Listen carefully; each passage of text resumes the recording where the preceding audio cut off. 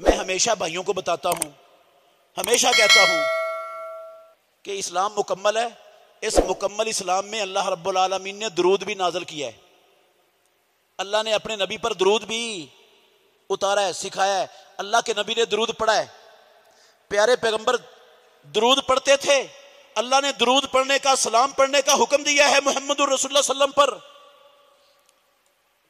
کوئی شک نہیں ہے اس میں. تو جس رب نے پڑھنے کا حکم دیا، جس نبی نے پڑھنے کا کہا ہے، اذان کے بعد درود پڑھنا فرض ہے مسلمانوں پر. آپ نے حکم دیا درود پڑھنے کا، ثم صلو علیہ کہا، میرے پر درود پڑھو اذان سن کر. تو اللہ کے نبی جس چیز کا حکم دے دے وہ فرض ہو جاتا ہے. درود پڑھنا فرض ہے تو یقیناً درود کوئی سکھایا ہوگا کہ نہیں؟ اگر تو دین مکمل ہے پھر تو درود ہے اس میں. ہم نے کیا سمجھا؟ لوگوں نے بنا لیے اپنے پاس سے بے شمار درود، کتابیں چھپ گئی اتنی اتنی موٹی.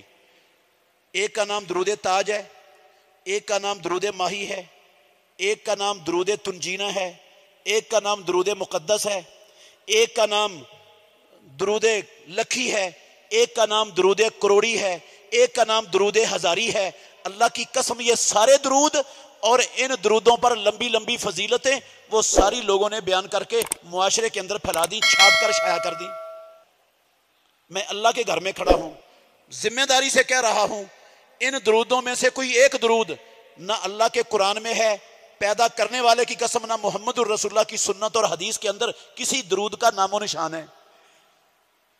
اگر میں یہ مقدس درود بناتا ہوں، تاج بناتا ہوں، ماہی بناتا ہوں، تنجینہ بناتا ہوں، تو اس کا مطلب کیا ہے؟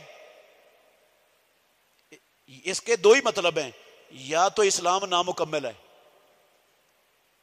یا تو اسلام کیا ہے؟ نامکمل ہے.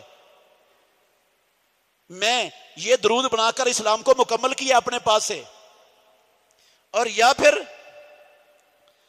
اللہ بھول گیا ہے، یا نبی نے نعوذ باللہ خیانت کی ہے، چھپا دیا. اللہ نے تو اتارے تھے، نبی نے چھپا دیے ہیں، تو وہ مجھے رب نے میرے دل میں ڈال دیے ہیں تو میں نے بنا دیے. وہ کیا مومن کی ایسی سوچ ہو سکتی ہے؟ مسلمان کو یہ سوچ اجازت دیتی ہے کہ مسلمان سوچ کا حامل ہو؟